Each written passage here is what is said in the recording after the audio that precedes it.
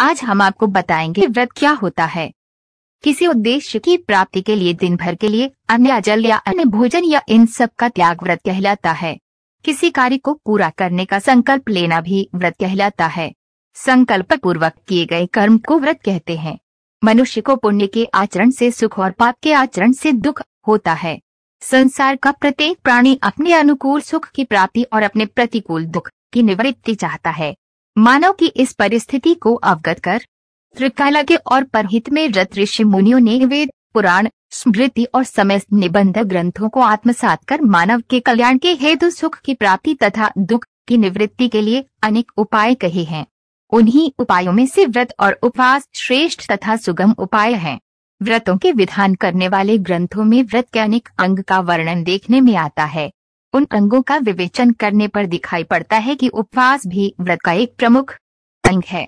इसलिए अनेक स्थलों पर ये कहा गया है कि व्रत और उपवास में परस्पर अंगांगी-भाव संबंध है। अनेक व्रतों के आचरण काल में उपवास करने का विधान देखा जाता है। व्रत धर्म का साधन माना गया है। संसार के समस्त धर्मों ने किसी न किसी रूप में व्रत और उपवास को अपनाया है। व्रत के आचरण से पापों का नाश, पुण्य का उदय, शरीर और मन की शुद्धि, अभिलषित मनोरथ की प्राप्ति और शांति तथा परम पुरुषार्थ की सिद्धि होती है। अनेक प्रकार के व्रतों में सर्वप्रथम वेद के द्वारा प्रतिपादित अग्नि की उपासना रूपी व्रत देखने में आता है। इस उपासना के पूर्व विधान पूर्वक अग्नि परिग्रह आवश्यक होता है। अग्नि परिग्रह के पश्चात व्रती के द्वारा सर्वप्रथम पौर्णमास याग करने का विधान है। इस याग को प्रारंभ करने का अधिकार उसे उस समय प्राप्त होता है जब याग से पूर्व दिन वह विहित व्रत का अनुष्ठान संपन्न कर लेता है। यदि प्रमादवश उपासक ने आवश्यक व्रतानुष्ठान नहीं किया और उसके अंगभूत नियमों का पालन नहीं किया तो देवता उसके द्वारा समर्पित हविर द्रव्य स्वीकार नहीं करते। ब्राह्मण ग्रंथ के आधार पर देवता सर्वदा सत्यशील होते हैं। ये लक्षण अपने त्रिगुणात्मक स्वभाव से पराधीन मानव में घटित नहीं होता। इसीलिए देवता मानव से सर्वदा परोक्ष रहना पसंद करते हैं। व्रत के परिग्रह के समय उपासक अपने आराध्य अग्निदेव से करबद्ध प्रार्थना करता है, मैं नियम पूर्वक व्रत का आचरण करूंगा, मिथ्या को छोड़कर सर्वदा सत्य का पालन करूंगा। इस सुपरयुक्त अर्थ के द्योतक वैदिक मंत्र का उच्चारण कर वे अग्नि में समेत की आहुति करता है। उस दिन वो अहोरात्र में केवल एक बार हविष्यान्न का भोजन, तृण से आच्छादित भूमि पर रात्रि में शयन और अखंड ब्रह्मचर्य का पालन प्रभृति समस्त आवश्यक नियमों का पालन करता है।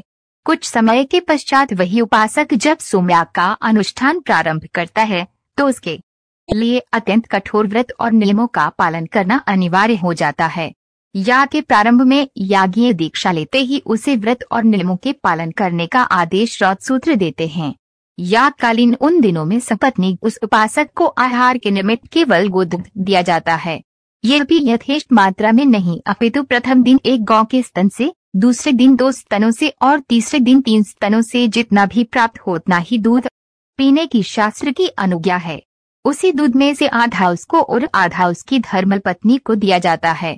यही उन दोनों के लिए अहोरात्र का आहार होता है। शास्त्रकारों ने इस दुग्धाहार की व्रत संख्या कही है। व्रत के समय में अल्पाहार करने से शरीर में हल्कापन और चित्त की एकाग्रता अक्षुण्ण रहती है।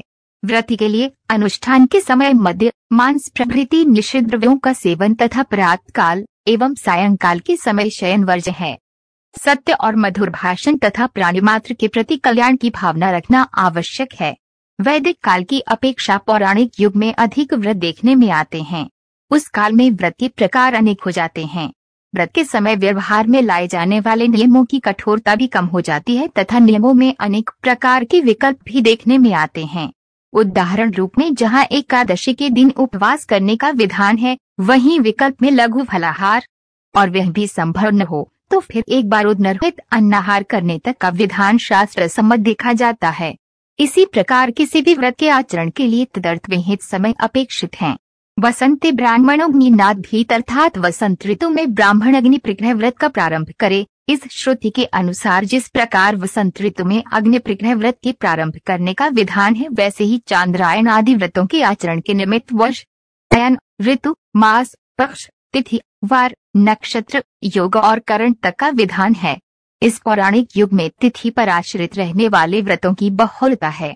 कुछ व्रत अधिक समय में, कुछ अल्प समय में पूर्ण होते हैं। प्रकार नित्य, नैमित्तिक और काम्य, इन भेदों से व्रत 3 प्रकार के होते हैं। जिस व्रत का आचरण सर्वदा के लिए आवश्यक है और जिसके न करने से मानव दोषी होता है वह नित्य व्रत है। सत्य बोलना, पवित्र रहना, इंद्रियों का निग्रह करना, क्रोध न करना, अश्लील भाषण न करना और परनिंदा न करना आदि नित्य व्रत हैं। किसी प्रकार के पातक के हो जाने पर या अन्य किसी प्रकार के निमित्त के उपस्थित होने पर चांद्रायण प्रभृति जो व्रत किए जाते हैं वे नैमित्तिक व्रत हैं। जो व्रत किसी प्रकार की कामना विशेष से प्रोत्साहित होकर मानव के द्वारा संपन्न किए जाते हैं वे काम्य व्रत है। यथा पुत्र प्राप्ति के लिए राजा दिलीप ने जो गोव्रत किया था वे यह काम्य व्रत है। पुरुषों एवं स्त्रियों के लिए पृथक व्रतों का अनुष्ठान कहा है। कतिपय व्रत उभय के लिए सामान्य है तथा कतिपय व्रतों को दोनों मिलकर ही कर सकते हैं। श्रवण शुक्ल पूर्णिमा, हस्त श्रवण नक्षत्र में किया जाने वाला उपाकर्म व्रत केवल पुरुषों के लिए विहित है। भाद्रपद शुक्ल तृतीया को आचारणीय हरितालिक व्रत केवल स्त्रियों के लिए कहा है। एकादशी जैसा व्रत दोनों ही के लिए सामान्य रूप से विहित है। शुभ मुहूर्त में किए जाने वाले कन्यादान जैसे व्रत दंपति के द्वारा ही किए जा सकते हैं। प्रत्येक व्रत के आचरण के लिए थोड़ा या बहुत समय निश्चित है। जैसे सत्य और अहिंसा व्रत का पालन करने का समय आजीवन कहा गया है वैसे ही अन्य व्रतों के लिए भी समय निर्धारित है। महाव्रत जैसे व्रत 16 वर्षों में पूर्ण होते हैं। वेद व्रत और ध्वज व्रत की समाप्ति 12 वर्षों में होती है। पंचमहाभूत व्रत, संतानाष्टमी व्रत, चक्र व्रत और शीलावाप्ति व्रत 1 वर्ष तक किया जाता है। अरुंधति व्रत वसंत ऋतु में होता है। चैत्र मास में वत्सराधि व्रत, वैशाख मास में स्कंद षष्ठी व्रत, जेठ मास में निर्जला एकादशी व्रत, आषाढ़ मास में हरिशयन व्रत, श्रावण मास में उपाकर्म व्रत, भाद्रपद मास में स्त्रियों के लिए हरितालिका व्रत, आश्विन मास में नवरात्र व्रत, कार्तिक मास में गोपाष्टमी व्रत, मार्गशीर्ष मास में भैरवाष्टमी व्रत, पौष मास में मार्तंड व्रत, माघ मास में शक्तिला व्रत और फाल्गुन मास में महाशिवरात्रि व्रत प्रमुख हैं। महालक्ष्मी व्रत भाद्रपद शुक्ल अष्टमी को प्रारंभ होकर 16 दिनों में पूर्ण होता है। प्रत्येक संक्रांति को आचरणीय व्रतों में मेष संक्रांति को सुजन्मावाप्ति व्रत किया जाता है। तिथि पर आश्रित रहने वाले व्रतों में एकादशी व्रत किया जाता है। तिथि पर आश्रित रहने वाले व्रतों में एकादशी व्रत, वार पर आश्रित व्रतों में रविवार को सूर्य व्रत, नक्षत्रों में अश्विनी नक्षत्र में शिव व्रत, योगों में विष्कुंभ योग में धृत दान व्रत और करणों में नवकरण में विष्णु व्रत का अनुष्ठान विहित है। भक्ति और श्रद्धानुकूल चाहे जब किए जाने वाले व्रतों में सत्यनारायण व्रत प्रमुख है। किसी भी व्रत के अनुष्ठान के लिए देश और स्थान की शुद्धि अपेक्षित है। उत्तम स्थान में किया हुआ अनुष्ठान शीघ्र तथा अच्छे फल को देने वाला होता है। इसलिए किसी भी अनुष्ठान के प्रारंभ में संकल्प करते हुए सर्वप्रथम काल तथा देश का उच्चारण करना आवश्यक होता है। व्रतों के आचरण से देवता, ऋषि, पितृ और मानव प्रसन्न होते हैं। ये लोग प्रसन्न होकर मानव को आशीर्वाद देते हैं जिससे उसके अभिलषित मनोरथ पूर्ण होते हैं। इस प्रकार श्रद्धा पूर्वक किए गए व्रत और उपवास के अनुष्ठान से मानव को ऐहिक तथा आमुष्मिक सुखों की प्राप्ति होती है। व्रत परिचय सभी देशों तथा सभी धर्मों में व्रत का महत्वपूर्ण स्थान है। व्रत से मनुष्य की अंतरात्मा शुद्ध होती है।